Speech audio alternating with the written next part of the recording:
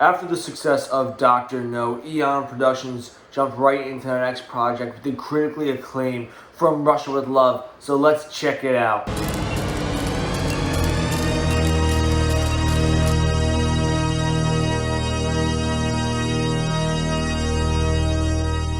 Welcome to Silver Screen Talk. My name is Luke Lapointe. I recently started this channel because I love movies. They are a big part of my life, and I want to talk about them with people who care about them as much as I do. With that, remember to hit that like and subscribe button, and most importantly, as we are talking about movies, I want to hear you in that comment section. What do you like about From Russia with Love? What don't you like about it? Have you seen it? We all have opinions. I want to hear what your opinion is so that we can figure out what we like and don't like about this movie. And with that, let's get into our review. So after Dr. No, we followed up with the next edition of the James Bond universe, and that is From Russia with Love. And the premise of that movie is seeking revenge against MI6 agent James Bond for the death of their agent Dr. No in Jamaica.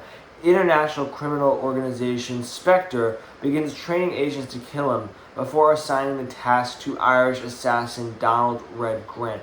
Now, like Dr. No, this is another classic movie, both in the spy genre, the action genre, and it does so many things so well. Where that starts is with the acting. Like in Dr. No, the acting in this movie is superb. Sean Connery delivers another classic performance as 007, and he really dives into this performance and allows the audience to have a better understanding of James Bond as a spy and a person. He definitely feels more real and down to earth because he is in a less campy setting than he was in Dr. No.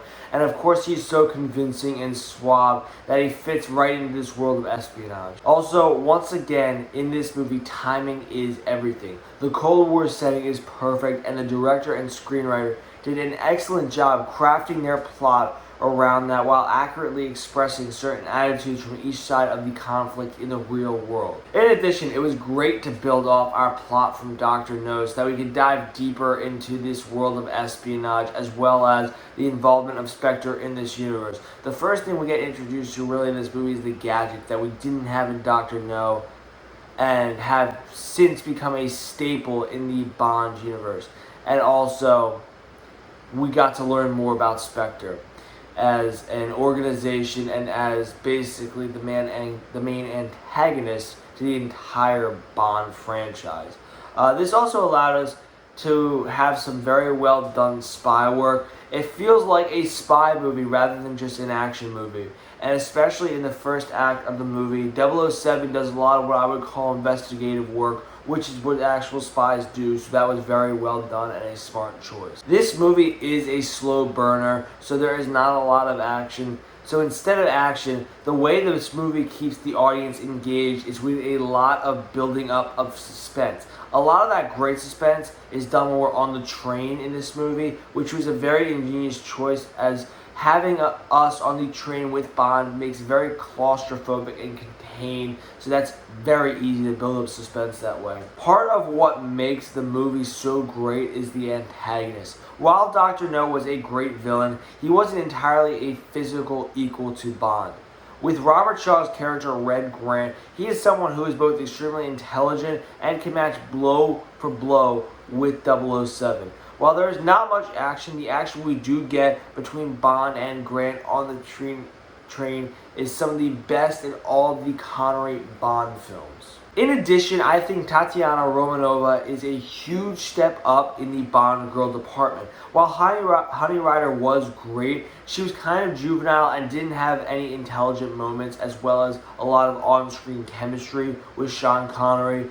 In this film, Romanova was very intelligent and helped move the plot along, as well as had great chemistry with Sean Connery. Now, while I did say this was a slow burn that had some good tension and suspense, that slow burn works against itself at times. Particularly in the first hour of this movie, there are some scenes that can be kind of boring and tedious as the investigative work is being done.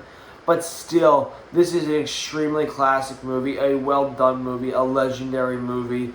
And if you are really trying to get into the Bond world and going to see the next Bond film when it comes out, this is one you have to see by all means.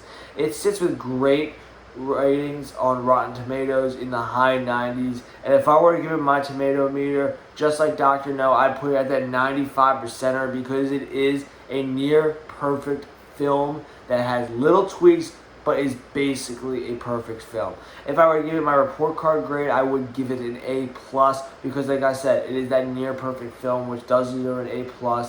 And I say this is a must-watch movie if you are getting into the Bond world, spy movies in general, or just if you want to watch a good action movie with some suspense, that's the movie for you. Thank you so much for tuning in. Make sure to hit that like and subscribe button. And I want to hear you down in that comment section, especially once you've seen From Russia with Love. And thank you so much again. Keep on loving movies as much as I do.